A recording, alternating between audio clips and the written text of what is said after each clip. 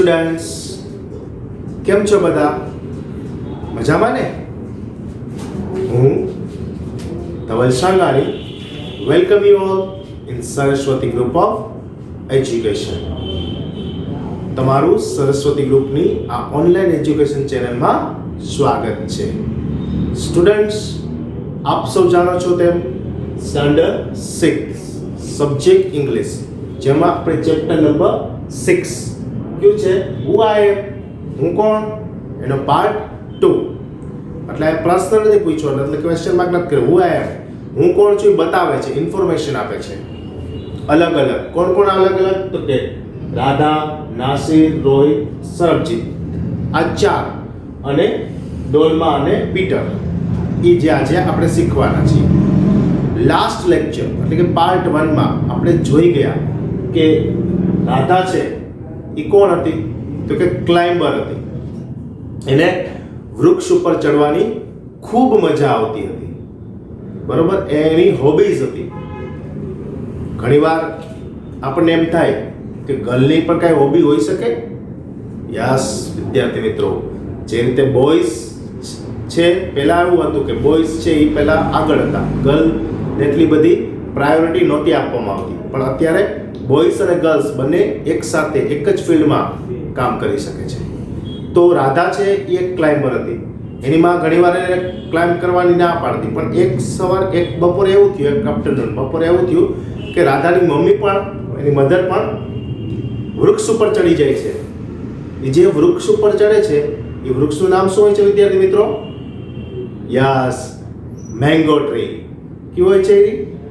Mango tree. અને એને કાચી કેરી, જે કેરીઓ પાકેલી નથી, એ ખાવાની ખૂબ મજા આવે છે. એવું આપણે લાસ્ટમાં જોયું હતું, જ્યારે રાધાનું કેરેક્ટર આપણે જોયું હતું. ત્યારબાદ આપણે જોયું હતું નાસિર, સીડ કલેક્ટર. સીડ એટલે બી અને કલેક્ટર એટલે ભેગું કરવું. કલેક્ટર, કોઈ કલેક્ટરની વાત નથી, કલેક્ટ ઉપરથી કલેક્ટર એવો શબ્દ છે. કલેક્ટ એટલે ભેગું કરવું. તો સીડ એટલે કે બી, નાના નાના જે ખેતરોમાં આપણે બી ઉગાડીએ એ બી ભેગા કરવાનો, એને કલેક્ટ કરવાનો શોખ હતો. એના એક વિલેજમાં મોટું એવું ફાર્મ, ખેતર હતું. ત્યાં શું કરતા? તો કે દર વર્ષે એના દાદા છે એ શું કરતા? તો કે દર વર્ષે જે બીજ વૃક્ષ ઉગતું, છોડ ઉગતું, એમાંથી થોડા થોડા બી કાઢી લેતા અને બીજા વર્ષે એ બી ઉપયોગમાં લેતા, નવું વૃક્ષ રોપવામાં, નવું અનાજ ઉગાડવામાં. પણ થોડા વર્ષોથી એવું બનતું હતું કે એના ફાધરે દર વર્ષે નવા બીની ખરીદી કરવી પડતી હતી. દર વર્ષે એના ફાધરે નવા બીની ખરીદી કરવી પડતી હતી. તો નાસિરને એવો વિચાર આવ્યો, એમાં ઘણા બધા રૂપિયા સ્પેન્ડ થતા હતા, ખર્ચાતા હતા. તો નાસિરને એવો વિચાર આવ્યો કે મારા પપ્પાના આટલા બધા રૂપિયા બી ખરીદવા, એટલે કે ખેતરનું ખાતર ખરીદવા માટે વ્યય થાય છે, બગડે છે. તો હું કંઈક એવું ઇન્વેન્ટ કરું, હું એવી કંઈક શોધ કરું કે મારા પિતાના જે પૈસા છે એ બચે. હું બી છે એ ખેતરમાંથી લઉં, દર વર્ષે એ જ બી ઉપયોગમાં આવે, દર વર્ષે નવા બી માટે કોઈ ખરીદી ન કરવી પડે. એવું કંઈક હું વિચારું, એવું કંઈક હું ઇન્વેન્શન કરું, એવું નાસિરના મનમાં આવ્યું. ત્યારબાદ આપણે વાત કરી હતી રોહિત, ટ્રાવેલર. વિદ્યાર્થી મિત્રો, ફરવું કોને ન ગમે? બરોબર, ભલે અત્યારે કોરોના કાળ ચાલી રહ્યો છે, છતાં તમે આ છેલ્લા 9-10 મહિનામાં ક્યાંક તો ફરવા ગયા જ હશો. ભલે તમારા રિલેટિવની ઘરે, મામા, મામી, ફઈ, કાકા, દાદા, કોઈના કોઈની ઘરે તો બહાર ગામ તમે ગયા જ હશો, ભલે કોરોના રહ્યો. શા માટે? કારણ કે આપણે ચેન્જ જોઈએ છે, બરાબર? આપણી જે રૂટીન લાઈફ હોય છે એમાંથી આપણે થોડો ચેન્જ લેવાનું હોય છે, એટલે આપણને ફરવું બહુ ગમે, બરાબર? તો રોહિત છે એની હોબી પણ ટ્રાવેલની છે.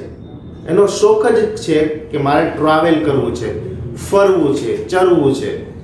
એક તમે ગુજરાતીમાં કહેવત પણ સાંભળી હશે, ફરે તે ચરે.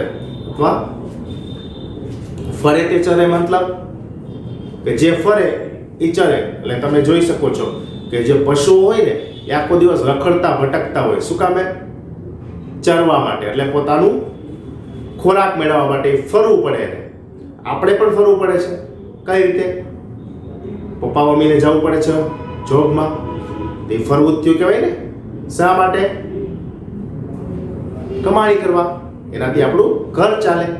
તો રોહિત છે એને ટ્રાવેલનો શોખ હતો. ટ્રાવેલનો શોખ હતો એટલે કે એને નવી નવી જે કુદરત હતી, કુદરતી સૌંદર્ય, ખીણ, પર્વતમાળા, પછી ફાઉન્ટેન એટલે ધોધ, બરોબર, આ બધું જોવાનો એને શોખ હતો. એને ન્યુઝીલેન્ડ જવું હતું. શા માટે? ન્યુઝીલેન્ડના પર્વતો જોવા હતા. એને કોણાર્કનું મંદિર જોવું હતું. એને લક્ષદ્વીપ, અંદમાન નિકોબાર ટાપુઓ જોવા હતા, જેને ઇંગ્લિશમાં આઇલેન્ડ કહેવાય. ISLAND, એસ સાયલેન્ટ છે, ઇઝલેન્ડ નો કહેવાય, આઇલેન્ડ કહેવાય. તો આ બધા એના હોબીઝ હતી. કોની? રોહિતની. ત્યારબાદ આપણે જોયું તો સરબજીત શું હતો? ઇમોશનલ હતો. ઇમોશનલ એટલે કે લાગણી વાળો માણસ હતો. એ જ્યારે પણ સાચું બોલે ને તો સામેવાળા વ્યક્તિને એવું થતું હતું કે તે ખોટું બોલી રહ્યો છે. જ્યારે સરબજીત છે એ સાચું બોલવાનો પ્રયત્ન કરે તો સામેવાળી વ્યક્તિ એને હંમેશા જૂઠ જ, ખોટો જ માનતી. ઘણીવાર તે ટીચરને કહે કે ટીચર મેં આજે હોમવર્ક નથી કર્યું, તો ટીચરને એવું લાગે કે આ ખોટું બોલી રહ્યો છે. કહ્યું છે કે સરબજીતનું કેરેક્ટર જેવું હતું, ગુડ કેરેક્ટર હતું, તો કે આને કરેલું છે છતાં જૂઠું બોલે છે. બરાબર. એના ભાઈ સાથેની ફાઇટિંગ થાય છે, નાના ભાઈ સાથે. તો એના નાના ભાઈએ જ શરૂઆત કરી હોય છે બાંધવાની, મીન્સ કે ફાઇટ કરવાની, છતાં એના ઘરના વડીલો એને એમ કહે છે કે તે જ શરૂઆત કરી, તું જ મોટો છો એટલે. તો એને એવું લાગે આવે છે કે ખરેખર સાચું ક્યારે બોલવું, કોની સામે બોલવું, સાચું બોલવાથી કંઈ નુકસાન થાય એવું સરબજીતને લાગે છે. એ ઇમોશનલ થઈ જાય છે. તો વિદ્યાર્થી મિત્રો, લાસ્ટ લેક્ચરમાં આપણે આ 4 કેરેક્ટર જોયા હતા. ક્યાં? રાધા, નાસિર, રોહિત અને સરબજીત. તો રાધાના કેરેક્ટરમાં આપણે જોયું હતું કે તેને વૃક્ષ ઉપર ચડવાનો શોખ હતો. ત્યારબાદ નાસિરના કેરેક્ટરમાં આપણે જોયું સીડ કલેક્ટર, એટલે કે બી ભેગા કરવા હતા. પણ કયા એનો હેતુ શું હતો? તો કે દર વર્ષે મારા પિતાજીના પૈસા ખર્ચ થાય છે બી ખાતર લેવા માટે, એ પૈસા મારે બચાવવા છે, એવું કંઈક શોધ કરવી છે કે એ જ બી દર વર્ષે ઉપયોગમાં આવે. ત્યારબાદ આપણે વાત કરી રોહિતની, ટ્રાવેલર, ફરવાની શોખ હતો, અને આખી દુનિયા જોવી લેવી હતી અને ઘણું બધું નોલેજ ભેગું કરી લેવું હતું, એવું રોહિતનું હતું. ત્યારબાદ સરબજીત જે ઇમોશનલ હતો. ઇમોશનલ એટલે લાગણીશીલ હતો. એ હંમેશા સાચું બોલતો, પણ સામેવાળી વ્યક્તિ તેને સમજી શકતી નહોતી, તેથી એને ખૂબ લાગી આવતું હતું. તો વિદ્યાર્થી મિત્રો, આજે જે આપણે લેક્ચરમાં વાત કરવાના છે તે છે ડોલમા. Wish to become a prime minister. એની પ્રાઇમ મિનિસ્ટર બનવાની ઈચ્છા છે. તમે કહો જે આપણા ઇન્ડિયાના અત્યારે પ્રાઇમ મિનિસ્ટર કોણ છે અત્યારના? બધાને ખ્યાલ છે ને? શ્રી નરેન્દ્ર મોદી. મસ્ત માણસ છે ને? તેને ભારતના છેલ્લા 10 વર્ષમાં ખૂબ પ્રગતિ કરાવી, ખૂબ વિકાસ કરાવ્યો. બરાબર. ઘણા બધા નવા રોડ્સ આપ્યા, નવા ફરવાલાયક સ્થળો આપ્યા. એમાંથી એક ફરવાલાયક સ્થળ મેં બતાવ્યું છે, યસ, સ્ટેચ્યુ ઓફ યુનિટી, બરોડામાં, કેવડિયા કોલોની. કેટલું મસ્ત જગ્યા બનાવી છે ને? વિશ્વ પ્રતિમા, સરદાર વલ્લભભાઈ પટેલની લોખંડી પ્રતિમા, આજુબાજુ લાખો ફૂલો, બગીચો એવો. અને હવે સરદાર વલ્લભભાઈ પટેલનું એક મ્યુઝિયમ પણ બનાવવા જઈ રહ્યા છે ત્યાં. તો એની ડોલમાની ઈચ્છા છે પ્રાઇમ મિનિસ્ટર બનવાની. પીટરની ઈચ્છા છે ફેમિલી લવર. એ શું છે? તો કે ફેમિલી લવર છે, એટલે કુટુંબ સાથે રહેવું બહુ ગમે છે. બરોબર. આપણે ઘણાને એવું હોય કે એકલવાયું જીવન જીવવું હોય. મમ્મી પપ્પા બહાર ગયા, હાય શું હવે ઘરે એકલો. અને ઘણાને એવું થાય કોઈ મહેમાન આવે તો મજા આવે. એ ફેમિલી લવર છે. મોટું કુટુંબ હોય એવું એને ઈચ્છા હોય, એવી ધારણા હોય, એવું એને આમ અંદરથી એવું થવું છે કે મારા ભાઈ બહેન સાથે હું રિલેશન કરું, હું મારો સમય સ્પેન્ડ કરું. બરાબર. તો એ પીટર છે ફેમિલી લવર હતો. આપણે આ 2 કેરેક્ટરની અત્યારે વાત કરવાના છીએ. એ પહેલા થોડાક ન્યુ વર્ડ્સ છે જોઈ લઈએ. ઇન્વેન્ટ એટલે શોધ કરવી, ક્યુર્સ એટલે ઇલાજ, ડિસીઝ એટલે રોગ. કોઈ પણ બીમારી હોય દાખલા તરીકે મલેરિયા છે, ટીબી છે, કેન્સર છે, તો એને રોગ કહેવાય, જેનું ડિઝીઝ.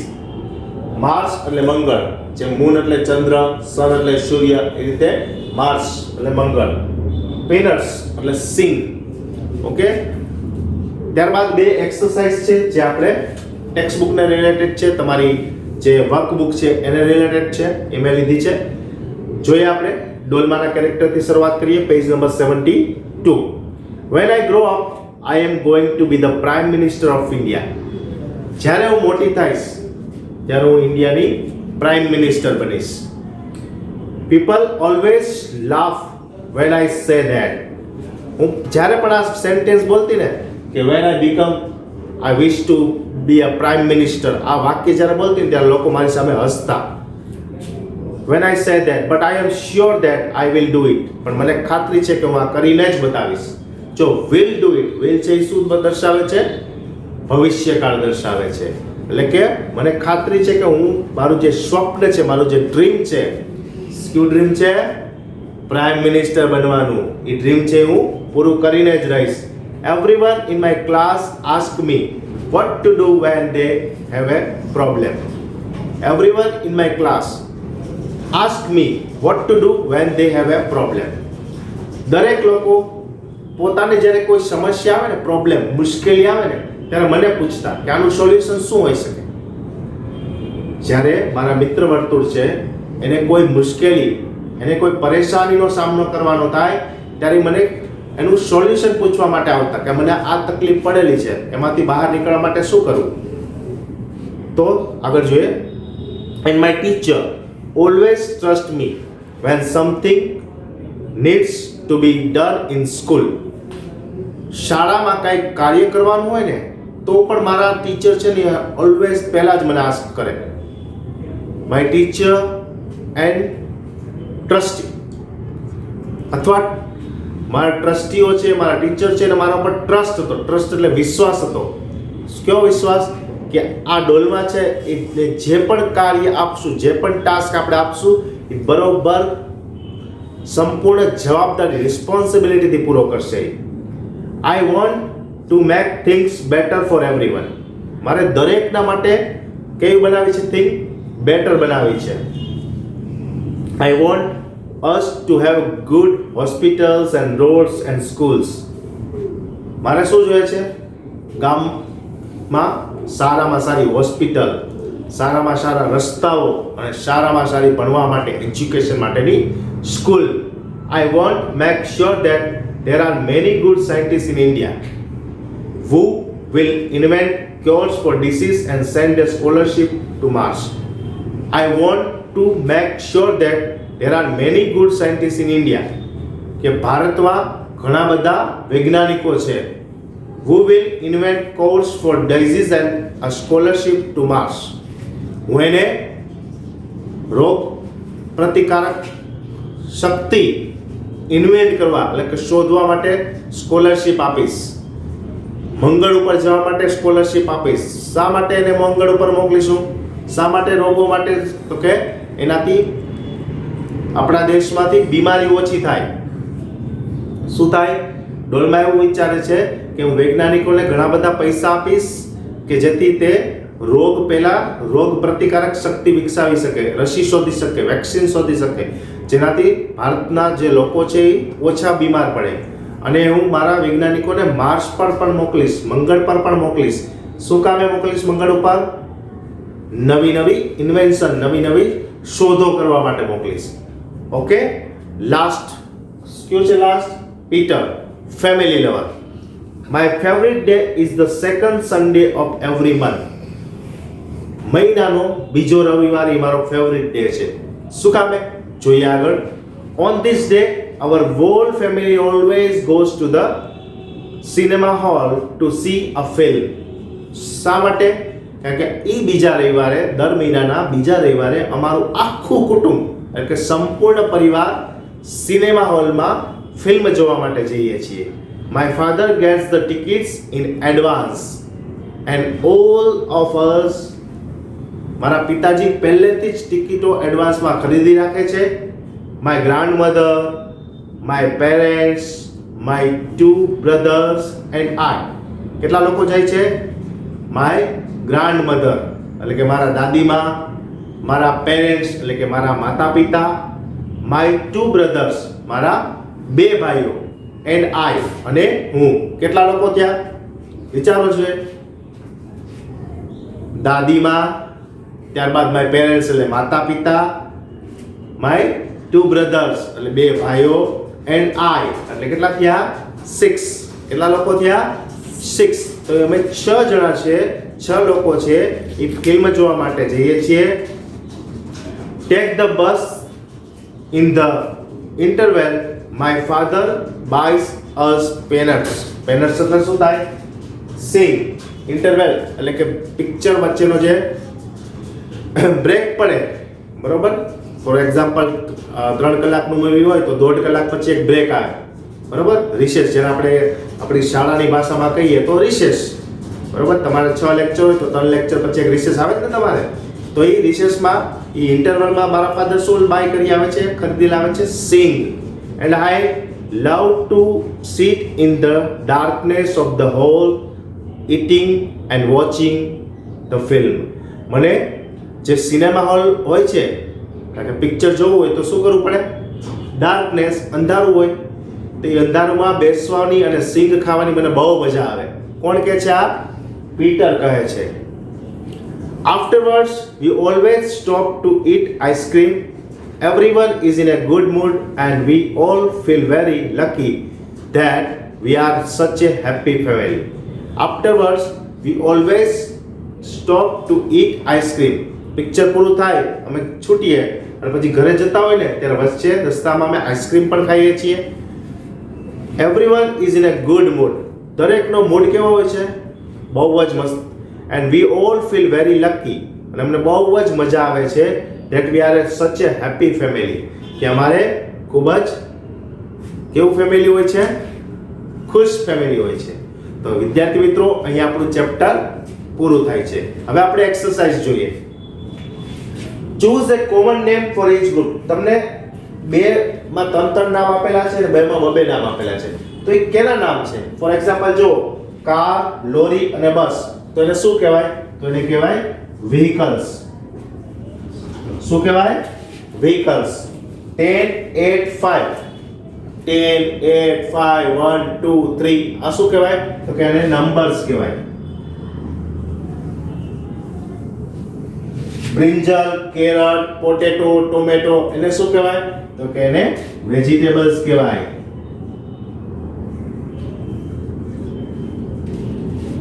એલેશિયન, ડોબરમેન, સ્પેનિશ આ શું છે? તો કે ડોગ્સ એટલે કે કૂતરાઓની જાતિ છે આ.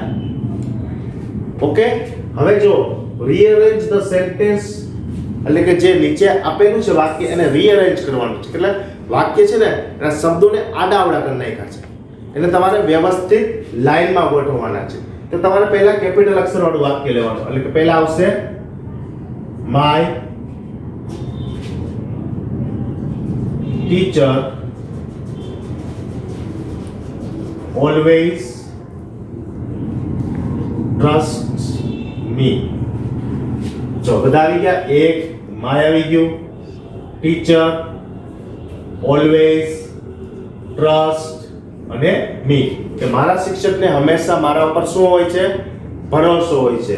હવે sea of I New Zealand the mountains want to. તો ક્યાંથી શરૂ કરશું? જો આઈ કેપિટલ છે, ન્યુઝીલેન્ડ કેપિટલ છે, પણ વાક્ય ક્યાંથી શરૂ થશે? આઈ પછી વોન્ટ ટુ સી એટલે કે મારે જોવું છે. શું? The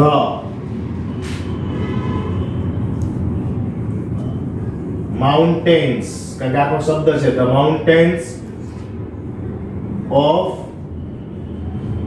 New Zealand. શું જોવું છે મારે? ન્યુઝીલેન્ડના માઉન્ટેન્સ, પર્વતો જોવા છે. તો જો આઈ આવી ગયો, વોન્ટ,